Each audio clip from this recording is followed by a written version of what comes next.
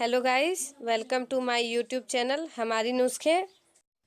Subscribe करें हमारे channel को एंड प्रेस करें बेल आइकन को हमारी आने वाली अगली वीडियो की नोटिफिकेशन पाने के लिए।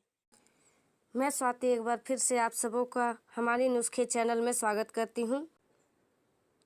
आज मैं आपको बताने वाली हूं सर्दी, खांसी और जुकाम से छुटकारा पाने के कुछ उपाय। हम सभी जानते हैं कि जब हमें सर्दी, खांसी या जुकाम होता है तो हम सबसे अधिक परेशान हो जाते हैं। इन सब के कारण हमें सर दर्द जैसी परेशानियों का भी सामना करना पड़ता है।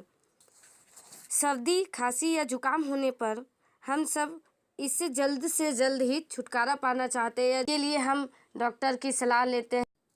कई कफ सिरप दे दिया जाता है, उसके साथ एंटीबायोटिक टैबलेट्स भी दिए जाते हैं। जहाँ तक एक्सपर्ट का मानना है कि एंटीबायोटिक टैबलेट्स तो काम कर जाते हैं, वो कफ बनने से रोकते हैं, लेकिन जितने भी कफ सिरप हैं लगभग सभी कफ सिरप कफ को निकालने के बजाय उसे सुखा देता है।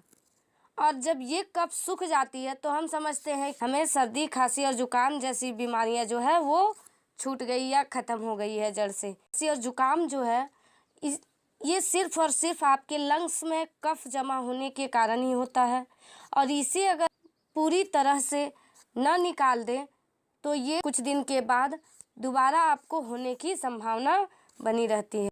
इस कफ से निजात पाने के लिए मैं आपको आज कुछ घरेलू टिप्स बताने वाली हूँ। आप इसे यूज करके देखें, उसके बाद आप मुझे कमेंट में ज़रूर बताएं कि क्या काम किया या नहीं। मैं 100% गारंटी लेती हूँ कि ये टिप्स ज़रूर काम करेगा। टिप्स नंबर 1 कि आप 1 गिलास दूध में 1 चम्मच हल्दी डालकर गर्म करें और उसे पी लें। और ये दूध जो है वो आप सोने से पहले या फिर खाने से आधा घंटा पहले लें, ताकि हल्दी में जो एंटीवायरल और एंटीबैक्टीरियल प्रॉपर्टीज़ है वो अपना काम करना शुरू कर दे। सोने से पहले लेंगे तो ज़्यादा इफ़ेक्टिव होगा। टिप्स नंबर 2, रात को सोने से पहले आप अदरक या लौंग को चबाएं। उसमें उपस्थित एंटीबैक्टीरियल प्रॉपर्टीज जो है वह पूरी तरह से कफ को निकालने में मदद करता है। टिप्स नंबर 3, दिन में 2 से 3 बार अदरक, काली मिर्च, तुलसी और हल्दी का काढ़ा बनाकर पिएं। अगर काढ़ा नहीं पसंद है तो इसे आज आपको कुछ छोटी छोटी नुस्खे बताए जो आप बहुत पहले से ही जानते हैं।